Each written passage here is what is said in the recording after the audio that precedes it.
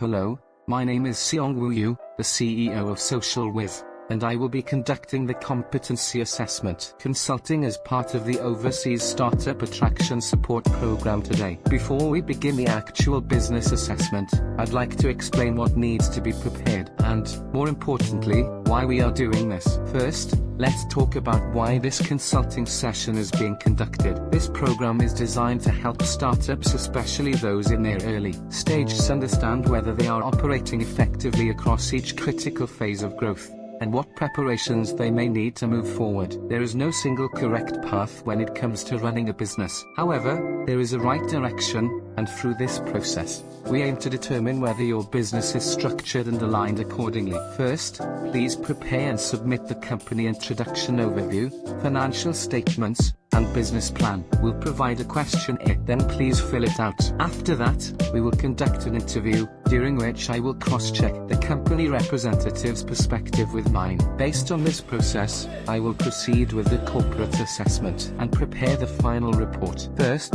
we will need a company overview. Covers company background, founder information, headquarters, team size, core strengths, and long-term vision. This document will be provided along with a questionnaire, and you will be asked to fill it out. Please include various company details, such as the CEO's name and other relevant information. As for sales figures, if the data is unavailable, you may leave it blank. However, if you do have the data, it would be best to submit your financial statements along with the form. And then, business items. We dive into the company's product or service offering. We look at what the business sells, how it creates value for users, and how it plans to make money. Make sure the revenue model is viable and scalable. You just need to submit your business plan. I will ask about what are the product service features and differentiation clearly stated. What is the revenue model, e.g., ads, commissions clearly explained? Who is the target customer segment and user journey detailed? And then,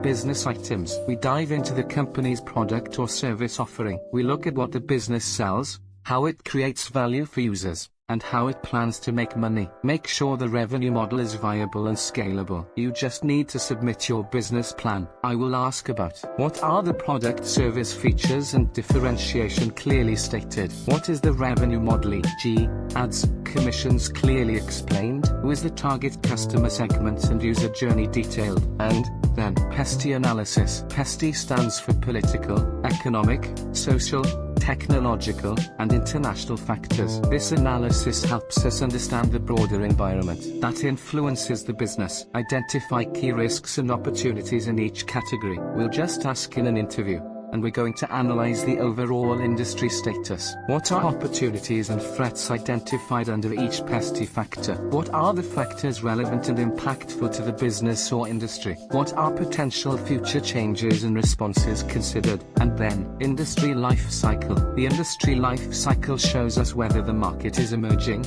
growing, maturing, or declining. This stage informs what strategies are most appropriate for growth and investment. I will tell you, what is the company's position and growth strategy appropriate? What are trends and competition reflected? And then, positioning. In this section, we position the company within the market landscape. Is it pursuing a high-growth, scale-up model, or a niche margin expansion model?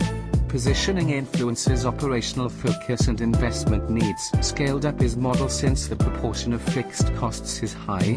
It is necessary to expand profit creation through aggressive marketing. Profit margin expansion model is due to the high proportion of variable costs. Target profits can be achieved even through small sales. Revenue profit limit model is a type with a low profit due to a high fixed cost ratio, and it is necessary to create economies of scale by increasing sales prices or increasing sales volume. Contribution profit limit model. It is a type with a low profit due to a high variable cost ratio, and it is necessary to generate a target profit by increasing the sales price or reducing variable costs. And then, SWOT analysis. As you know, SWOT stands for strengths, weaknesses, opportunities, and threats. This matrix allows us to clearly distinguish internal capabilities from external challenges and trends. And then, J-curve analysis. The J-curve framework helps us understand a startup's evolution, whether it's in ideation, pivoting, or scaling. This slide helps assess timing for investment or strategic shifts.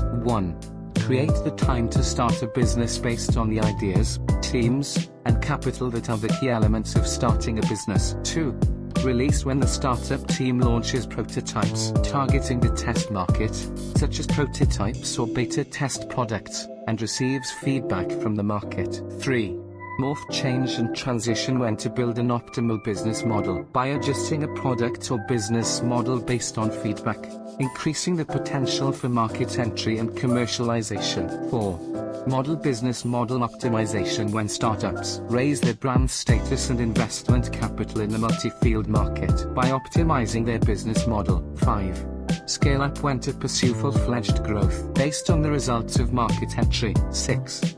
Harvest when entrepreneurs, investors, etc., who participated in startups gain substantial profit-generating fruits due to scale, organization, and business model settlement, etc. For the most part, it's between create and morph, and then capability analysis. We assess the company across 5 capabilities: team, financial health, market readiness, marketing strategy, and technical strengths. This multi-dimensional view gives a balanced picture of organizational strength. 1.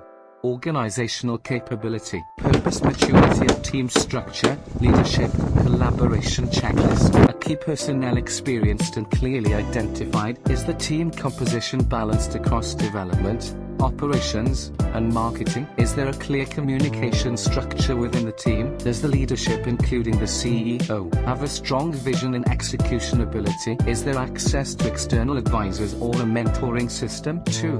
Financial management. Purpose, capital management, fundraising, financial stability and profitability checklist. Is current capital and cash flow management stable? Are there clear records or plans for external fundraising? Is there an understanding of the profit loss structure with improvement strategies? Are financial statements regularly prepared and transparently managed? Are funding plans for the next 12 years well defined? 3. Market expansion. Purpose, domestic and global market scalability and responsiveness checklist. Has market demand and trend analysis been conducted? Are market entry strategies domestic, foreign well defined? Are there localization strategies or local partnerships for overseas markets? Are new customer segments or untapped markets being explored? Is there a built-in viral mechanism or network effect in the business model? 4. Marketing capability. Purpose, customer acquisition, brand building, and digital execution checklist. Is the core target customer clearly defined? Are branding and communication strategies in place? Is there strong execution on digital channels, SNS, content, performance marketing? Are there strategies for customer retention and repurchase? Are there alternative growth channels beyond paid ads, e.g., word of mouth, partnerships? 5. Technology capability. Purpose, in-house tech development, service implementation, assets checklist. Does the company have its own tech development capability? Are core technologies behind the service platform clearly identified? Is there competence in current tech trends? AI, data analytics, API integration, are patents, certifications, or proprietary source code secured? Is the technical team stable and sufficient in size? And 10. Business strategy. We break down the company's short-term, mid-term, and long-term strategies. Focus on how these timelines reflect market opportunities and internal capabilities. Short-term is within 1 year, mid-term strategy 1 to 3 years, long-term strategy 35 years. I will check. Are execution plans and performance indicators defined? Are growth, tech, and market expansion goals addressed? And then, sales performance and forecast. This section covers the company's current performance and future outlook. Look at key performance indicators like user growth, customer acquisition cost, and revenue projections. I will show you estimated revenue and key revenue sources. Market analysis. We assess the total market, growth rates, user trends, and competitors. Conclusion and strategic insights. Finally, summarize all key findings into strategic takeaways. Focus on what the company must prioritize to succeed, where to invest, and which risks to watch closely. The back page is a checklist that I considered during the interview. If you are familiar with this, you will be able to help set the direction of your business.